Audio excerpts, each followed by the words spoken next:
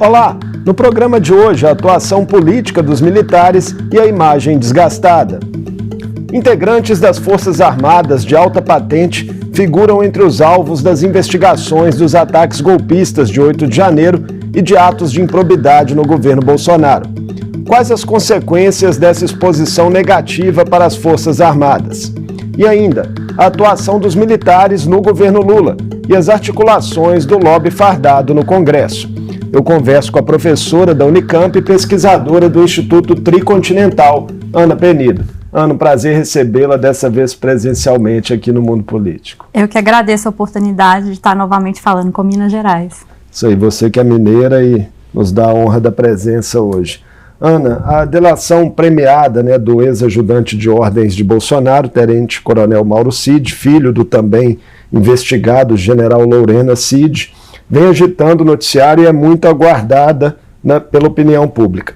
Outros nomes de alta patente também devem ser citados.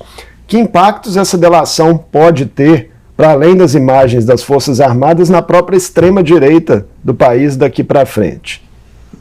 Bom, com relação à opinião pública, saíram pesquisas, mais de uma pesquisa vem indicando, desde o governo Bolsonaro, uma queda na aprovação da população. Essa queda vem se intensificando desde o início do governo Lula.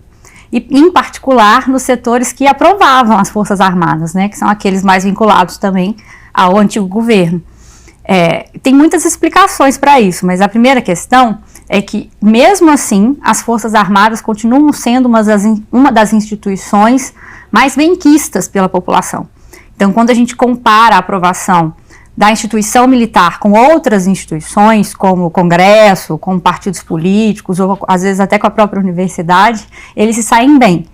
Quem compete, em alguma medida, com a aprovação das Forças Armadas são as igrejas. Então, eles estão em declínio do ponto de vista da opinião pública, mas, historicamente falando, eles são bem avaliados. O que tem mudado, e aí desde o final do governo Bolsonaro até agora, é porque eles estão numa constante presença na imprensa. Então, quase todo o tempo tem saído todo tipo de denúncia, que vai desde questões que já aconteciam antes, e aí isso é importante marcar, porque às vezes a gente acha que tem questão, por exemplo, das pensões, ou a compra de carne ou uísque, Essas questões... Isso sempre ocorreu, Isso sempre ocorreu. Não são questões do governo Bolsonaro, são questões anteriores a isso. Mas como eles estavam fora da política, eles também estavam fora da agenda, estavam fora da imprensa, e a população não sabia desses privilégios que eles sempre tiveram, desde a transição. Então são questões que, em alguma medida, elas são legalizadas. A gente pode achar que elas são imorais, mas elas sempre aconteceram. Aí, outro conjunto de questões que tem impactado, sim, é como que eles reagiram ao dia 8, então, nesse sentido, segmentos da extrema-direita, alguns até flertando ali com fascismo, se sentiram insatisfeitos porque os militares não endossaram um golpe de Estado, o que é uma loucura, já que eles estavam acampados na porta do quartel do Exército. Reclamam de que generais não teriam pegado em armas e sublevado. Patriótico, enfim. E acho que tem uma outra dimensão também, que são, com o início do governo Lula, um conjunto de questões que estavam ali naquele sigilo de 100 anos passaram a ser descobertas, E aí, todas as semanas a imprensa noticia alguma coisa e um fio vai puxando o outro, e fios, inclusive, que têm chegado, isso sim é uma novidade, aos 4 estrelas. Você falou de pesquisas, acho que vale a pena citar uma aqui da Quest, que tem um dado interessante de que hoje 64% dos entrevistados declaram desconfiar dos militares. E que essa desconfiança é maior, inclusive, entre os próprios bolsonaristas. Isso que você está falando, que houve uma decepção ali nesse campo da extrema-direita também, Houve uma decepção, seja porque eles não se somaram, a gente não viu, por exemplo, unidades militares se sublevando, seja porque também existia uma expectativa nesses segmentos que votaram no Bolsonaro de que as Forças Armadas seriam um ente moralizador do governo, Eles ficaram um pouco com essa imagem desde a ditadura militar, e um conjunto da população acredita que não, militares não são corruptos, não existe corrupção dentro da instituição. É um mito de que militares são mais honestos que civis? Nesse caso é um mito mesmo, é amplamente comprovado já nas pesquisas que existiam casos de corrupção durante a ditadura militar. O que não acontecia era a cobertura da imprensa. Então, os casos ficavam basicamente escondidos ou nem chegavam a ser de fato indiciados. A gente não viu generais presos por nenhum tipo de falcatrua daquele período, né? Então, eles passaram com esse imaginário de que eles são muito bons tecnicamente e de que eles não se envolvem com corrupção. Mas as Forças Armadas são uma instituição como qualquer outra. Então, tem gente boa e tem gente que não é tão competente. Tem gente que vai se envolver, se aproveitar de um espaço de poder político, inclusive nesse caso das armas também, para poder cometer crimes. E tem gente que vai fazer a vida inteira, vai levar uma carreira correta, vai se dedicar à defesa nacional. Então, essa imagem de honestidade, né, das forças acabou contribuindo também para o que se chama de tutela, né, militar sobre os civis na nossa democracia? Sim, a tutela é um fenômeno histórico, né? Então, ela não é uma coisa de agora, ela vem desde a nossa proclamação da República. E tem-se uma ideia, na verdade, de que os militares são mais nacionalistas do que o restante dos cidadãos. Então, eles são mais engajados, mais dedicados, mais comprometidos. O que não é real, né? A sociedade, se a gente vive numa democracia, em última instância, é a voz da população que define os rumos que o país tem que tomar. Os diferentes segmentos políticos, à esquerda ou à direita, que vivam com isso. Mas a ideia de democracia é a ideia de conflito, a ideia de debate, de discussão, e faz parte. Ana, e agora, né, investigações da PF têm trazido, de fato, à tona fortes indícios de corrupção, né, com envolvimento de militares. E tem também a situação pessoal de Jair Bolsonaro, né, um ex-militar que já se encontra inelegível, né, o ex-presidente, pode vir a se agravar também, né, fala-se aí nos riscos de uma eventual prisão. O destino de Bolsonaro também teria aí impacto para a imagem geral das Forças Armadas? A gente pode fazer essa relação? Sim. Eles terem ido para o governo fez com que um conjunto de questões, como eu estava dizendo, de privilégios que eles tinham, passassem você praticamente vai para a vidraça. E a partir do momento que você vai para a vidraça, você se expõe. E aí, as denúncias têm sido correntes, têm sido graves, têm sido com muitas provas, documentais, inclusive, produzidas por eles próprios, né? Acho que a atuação da Polícia Federal nesse sentido tem sido um dado novo na conjuntura, porque pela forma como a nossa tutela militar se estruturou, as demais forças de segurança, elas se inspiram nas Forças Armadas. Então, assim, as polícias militares, até polícias que são civis, então, assim, não são militares por essência, mas elas se inspiram. Então, eu gostaria de ser como eles. Então, nesse sentido, quando a gente vê a atuação independente da Polícia Federal, contrapondo, questionando, procurando provas, inclusive contra generais de 4 estrelas, isso é um dado novo. E é um dado que é positivo para a democracia. Porque não é bom para a gente que todas as forças estejam subordinadas a uma mesma ideia de militar. É bom que elas tenham diferenças entre elas. E a atuação da PF vem ocorrendo em diversas frentes, né? Essa semana cumpriu mandatos contra ex-integrantes do Gabinete de Intervenção Federal no Rio de Janeiro, o general Braga Neto, que foi interventor, né, e vice de Bolsonaro nas últimas eleições. Ele teve o sigilo telefônico quebrado. A operação investiga, Liana, se houve sobrepreço, né, na compra de coletes balísticos, 9.000 coletes. Que papel aquela intervenção, né, ali no Rio de Janeiro teve na ampliação da participação política das Forças Armadas que viria nos anos seguintes? Bom, aí essa eu vou gastar um pouquinho de tempo. Assim, acho que primeiro olhando para o Rio de Janeiro. O que os militares falavam sobre essa intervenção? Que o principal saldo da intervenção federal era quase um choque de gestão. É como se as Forças Armadas tivessem ido para o Rio para dar um choque de gestão na Polícia Carioca. E aí, esse tipo de caso, a denúncia tem a ver exatamente com a incapacidade de fazer um choque de gestão, né? De fato, conseguir fazer com que a eficácia, a eficiência da polícia melhorasse. E tivemos o assassinato de Marielle Franco também durante a intervenção. Sim, logo no inicinho. Então, assim, eu acho que a primeira coisa que esse caso em específico deixa muito evidente é que o que eles se propuseram com a intervenção federal não aconteceu. Agora, sobre a figura do Braga Neto, ela é muito relevante, não é um personagem secundário nessa história, é o personagem principal. Nas pesquisas de forma geral, quando o general Braga Neto vai para o governo federal ocupar a Casa Civil, todos os analistas mudaram. Não sei se, para quem acompanha essa pauta, antes falava-se, não, existem diferentes segmentos em disputa sobre quem vai controlar o governo Bolsonaro, então segmentos mais vinculados ao Olavo de Carvalho, os segmentos mais vinculados aos neopentecostais e a turma dos militares, né? Ainda tinha a turma do Guedes. Então, naquele momento, acreditava-se que existiam ruídos entre esses diferentes grupos.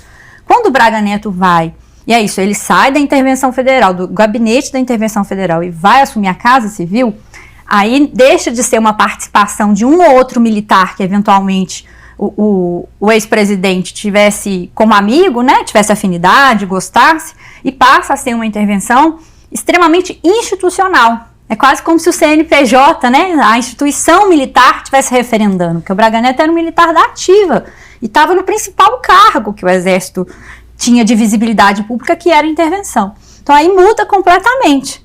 Tanto é que ele cumpriu um papel relevantíssimo até o final do governo Jair Bolsonaro e foi o candidato a vice-presidente. Então eu acho que tudo que acontecer com ele vai estar na CPMI na semana que vem, são dados extremamente relevantes, assim, não é um personagem, definitivamente não é um personagem secundário nessa história. E por falar em CPMI, relatórios elaborados, né, pelo Batalhão de Choque da Polícia Militar do Distrito Federal, que foram encaminhados ao colegiado, indicam que houve, de fato, falta de colaboração do Exército e até mesmo obstáculos impostos por membros da corporação durante os ataques em Brasília, né, de 8 de janeiro. Essas revelações, Ana, pressionam o atual comando a tomar alguma providência contra esses militares que estão com os nomes diretamente envolvidos? Sim, nesse sentido já mudou um pouco o comportamento do ponto de vista histórico. Normalmente, o que funcionava? O tal do espírito de corpo. O espírito de corpo é mesmo se eu souber que alguém daqui de dentro está fazendo alguma coisa que não é correta, eu me fecho. Aqui dentro a gente resolve dentro de casa, eventualmente alguém vai deixar de ser punido, vai perder uma medalha, não vai ser promovido, mas para fora a gente sempre se mostra coeso, unido, atuando coletivamente. A partir do momento que eles são forçados, que é isso, eles estão sendo forçados mediante um conjunto enorme de provas, né? Provas, aquela foto, por exemplo, do pai do Cid, né, do general Lorena Cid, de 4 estrelas, com o rosto estampado. Então, são provas tão evidentes que o Exército passa a ter que admitir que alguma coisa errada aconteceu aqui dentro. Eles estão num processo agora de tentar individualizar. Então, olha, não é uma questão institucional. Então, não é eu que estava aqui permitindo que tivesse um acampamento na porta do meu quartel e que a polícia não pudesse fazer as prisões aqui dentro desse quartel. Não, é aquela pessoa ali, aquela pessoa ali. Então, eles estão nesse processo de tentar desvincular a instituição, a imagem institucional, desses crimes que já está mais que comprovado do ponto de vista da população. Vamos falar agora da relação, né, dos militares com o governo Lula, né, que começou aí há 9 meses. Alguns analistas apontam que o presidente não parece interessado em enquadrar as forças, em mexer mais diretamente com alguns privilégios. Qual que é a sua percepção a respeito e também sobre a atuação do ministro José Múcio, que é um ministro civil, mas que também é alvo de críticas por supostamente ter uma leniência aí com comportamentos de militares, por servir como uma espécie de escudo? Bom, primeiro quanto ao Lula. Na época da transição, não aconteceu um grupo de transição para a área de defesa, né? Então, diferente de outras políticas públicas, gente, defesa é uma política pública, igual segurança, saúde, educação. Fica parecendo que a gente está falando uma coisa assim muito exótica, aquela turma que conversa sobre guerra e política internacional, mas não, é uma política pública como todas as outras. Tem que sofrer planejamento, fiscalização, controle orçamentário, tudo isso. Na época da transição, isso não aconteceu. Diferente de tudo, foi tudo meio discretamente. E acho que existia sim uma intenção por parte do governo de apaziguar os ânimos. Num cálculo político de, olha, eles têm a alta aprovação junto à população, eu estou aqui com 2 grandes pepinos políticos na mão, que é o relacionamento com o Congresso e o relacionamento com o Banco Central, vou priorizar esses 2 e vou deixar para mexer ali naquele vespeiro quando a correlação de forças melhorar. O dia 8 não foi por iniciativa do governo. Então, a pauta dos militares ganha prioridade, ganha centralidade, alguma medida na agenda do Lula, porque eles se colocaram nessa posição no dia 8. E eu achei que no dia 8 o Lula respondeu muito bem ao não decretar uma operação de GLO, a decretar uma intervenção federal na Polícia do Distrito Federal e colocando um civil à frente desse processo. Então, eu achei que o dia 8 o Lula respondeu extremamente bem. De lá para cá, Aí a gente está naquele processo de puxa, assopra, tenta acomodar, mas ao mesmo tempo é extremamente difícil porque as denúncias vão se multiplicando. E o ministro? O ministro, aqui, acho que um parênteses que vale a pena. Normalmente os ministros são enxergados em todas as políticas enquanto a voz do presidente junto àquela política. Então ninguém olha para o ministro Dino e pensa assim, não, aquele ali é o representante da Polícia Federal junto do presidente. Não, as pessoas vão olhar para ele e vão falar assim, não, ele é o representante do presidente, a voz de comando do presidente diante do sistema de segurança como um todo. No caso do Múcio, a lógica é invertida. Ele é visto enquanto quase um presidente do sindicato dos militares. Então, o responsável por levar as demandas da instituição militar para o governo. E aí ele funciona meio que como um tampão mesmo, né? Nesse sentido de estar sempre amortecendo potenciais conflitos. O orçamento de 2024 revela que os militares estão muito bem posicionados aí na destinação de recursos, né? E aí é interessante a gente lembrar de onde o Múcio vem. Porque é isso, ele vem do Tribunal de Contas. Então ele é uma pessoa que certamente sabia dessas movimentações durante a intervenção federal, desse tipo de compra, de todas essas denúncias que têm surgido sobre compra sem licitação. E ele vai se tornar o ministro da Defesa, não por um conhecimento da política de defesa, ou sobre guerra, ou sobre estratégia, mas sobre economia, sobre como fazer o dinheiro circular, né? Como fazer com que as compras das Forças Armadas sejam feitas antes, seja as que estão por ser feitas no futuro, aconteçam sem maiores problemas. O governo cedeu. Ao invés do governo rediscutir, né, a questão do orçamento de defesa, que no Brasil é praticamente todo gasto em pessoal, é RH mesmo, gente, é pagamento de salário, pagamento de pensão e etc. A gente quase não tem investimento em equipamento, que é ciência e tecnologia de ponta, diferente de outros países.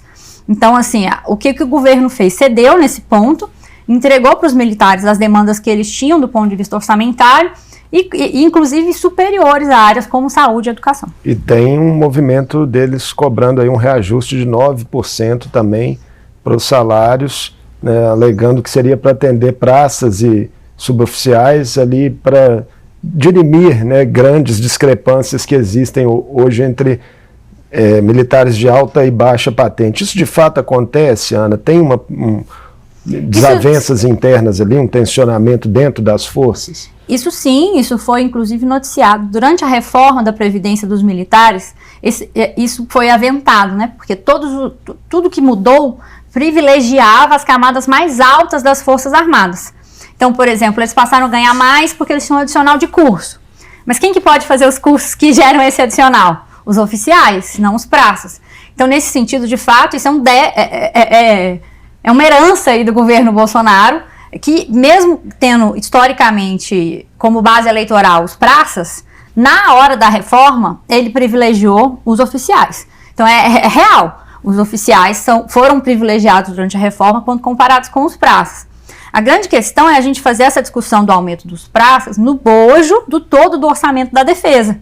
Porque é isso, 80% do orçamento de um ministério ser gasto com pessoal faz com que a gente sempre tenha uma mesma dinâmica, que é ter um efetivo muito grande, então muitos militares, e uma dificuldade de investimento em ciência e tecnologia. Para quem acompanha o noticiário, está vendo que a guerra na Ucrânia é uma guerra de altíssima tecnologia, né? Então, para a gente conseguir acompanhar esses países, o investimento precisaria caminhar do pessoal para ciência e tecnologia. Ainda precisamos falar das relações com o Congresso. O líder do governo no Senado, Jacques Wagner, deve apresentar essa semana uma proposta de emenda constitucional para disciplinar ali a participação dos militares das Forças Armadas em pleitos eleitorais. Mas, segundo a imprensa noticiou, antes mesmo dessa apresentação já houve modificações no texto. Tinha uma intenção do governo de exigir também que militares que assumissem cargos no Executivo fossem para a reserva, e isso foi retirado, né, a partir de um acordo ali com a cúpula das forças. Qual que é a importância dessa matéria, Ana? Bom, eu acho que é extremamente relevante porque a gente tem duas portas giratórias no Brasil. Uma que é essa, o militar vai para o poder político e ele volta para a carreira. O maior problema que as forças vão ter agora não são os militares que foram para o governo Bolsonaro, são os militares que foram e vão precisar voltar. Porque militar funciona, gente, numa fila, tipo uma fila indiana, cada um tem seu lugar naquela filinha. Se você saiu da fila, a fila continuou caminhando. Aí você foi para o governo, ficou lá os 4 anos, você precisa voltar para essa fila. Você volta para onde? Você volta para o início da fila? Porque você teve informações privilegiadas? Você volta para o final da fila? Porque você estava fazendo outras coisas que não tinha nada a ver com ser militar? Então, a dimensão da porta giratória, que a gente fala, você vai para a política, você volta para o governo, é extremamente perniciosa. A PEC trata disso. Tem uma outra porta giratória que é igualmente relevante, que é a que funciona com o mercado. Porque o que costuma acontecer? O militar vai para o governo, está lá, está na ativa. Ele constrói uma licitação para a compra de um equipamento que só uma empresa fornece e, por coincidência, é uma empresa de um militar, da reserva. Aí, depois que ele sai do governo, ele vai para aquela empresa daquele militar da reserva. Esses militares têm até um apelido, militar maçaneta. Eles estariam sempre abrindo as portas para que o poder econômico influencie dentro do Ministério da Defesa. Então, essas duas portas giratórias vão precisar ser objeto de atenção do governo e aí também regulamentadas, né? Por isso também a importância da parceria com o Legislativo. Outro aspecto da relação das forças com o Congresso, né, veio com um relatório do qual você é uma das autoras, né, que acaba desmistificando a ideia de que as forças se mantiveram longe da política, né, desde a redemocratização. Como é que funciona, Ana, o lobby permanente das corporações no Congresso, né? E aparentemente, né, pelos ganhos que eles acumulam, tem sido exitoso. Extremamente exitoso. Foi por aí que a gente começou a nossa investigação, quando a gente identificou a quantidade de emendas parlamentares que chegavam para determinados segmentos. E é isso, eles de fato conseguiram. O lobby gerava frutos concretos do ponto de vista das emendas no orçamento. O lobismo, normalmente a gente usa esse termo para poder pensar as relações com corporações particulares, né? Não com instituições públicas, como é o caso, por exemplo, dos militares. A gente esperava encontrar pessoas do Ministério da Defesa fazendo o trabalho delas, que isso acontece aqui também na Assembleia, né? Você tem muitas vezes representantes do Poder Executivo azeitando a relação com o Poder Legislativo do ponto de vista do que é prioridade ou não. Nos surpreendeu quando a gente descobriu que tinha muito mais gente das forças individualmente do que do Ministério da Defesa. A gente olha, peraí, como assim? Ao invés de a gente estar advogando por uma política, que é uma política comum, estava cada força fazendo o seu próprio lobby, no sentido do que era prioridade para si próprio, não para o Ministério da Defesa. E algumas, inclusive, descendo, né? No caso do Exército, eles têm estruturas a nível estadual e algumas até a nível municipal. E a gente fala assim, como assim? Existe, então, toda uma ferramenta de ganhar opiniões dentro do Congresso que não é, que é sorrateira, né? Que é sutil. Que você vai ali conquistando, aí você pega um parlamentar e leva para uma viagem na Amazônia.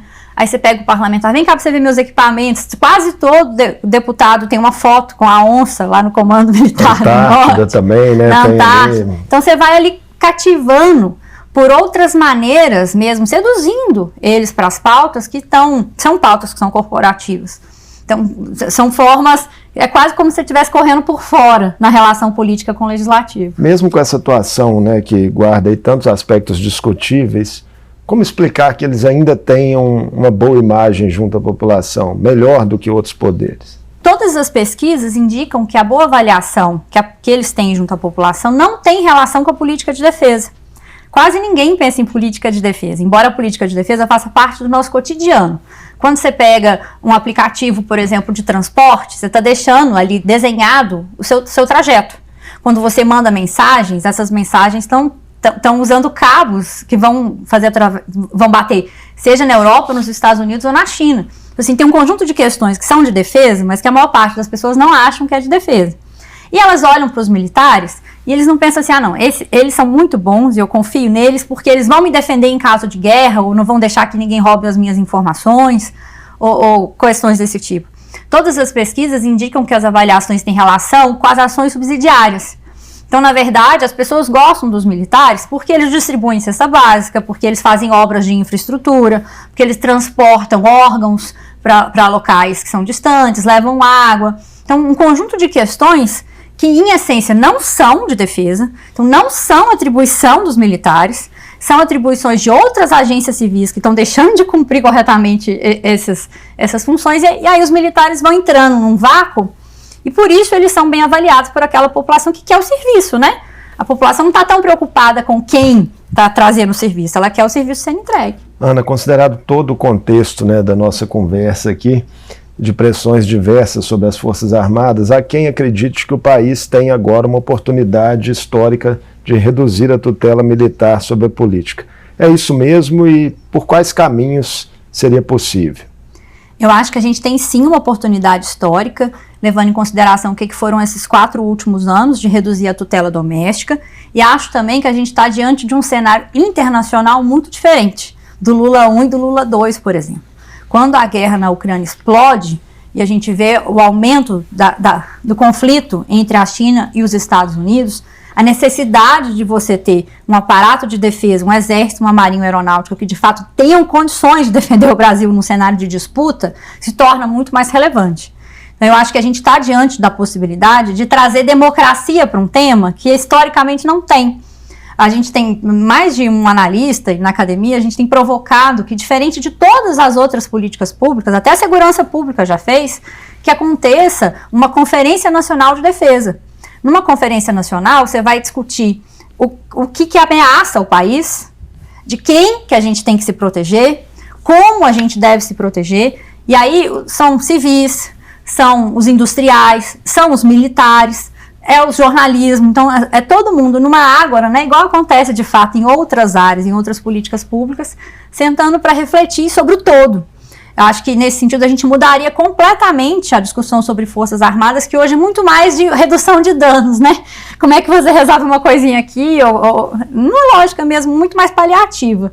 Rediscutir a política de defesa proporcionaria uma melhoria na nossa democracia doméstica, né? E uma maior capacidade de inserção do Brasil no cenário internacional. Muito obrigado por essa entrevista, mais uma ao Mundo Político, Ana, nos ajudando aí a compreender os desafios da política de defesa. Eu que agradeço o convite e a possibilidade de falar no meu sotaque. Eu conversei com Ana Penido, professora da Unicamp e pesquisadora do Instituto Tricontinental. Falamos sobre o atual momento das Forças Armadas no Brasil, com militares de alta patente na mira de investigações da PF e da CPMI de 8 de janeiro, as mudanças com a troca de poder no Planalto e as relações das corporações com o governo e o Congresso. O Mundo Político fica por aqui. Obrigado por nos acompanhar e até o próximo programa.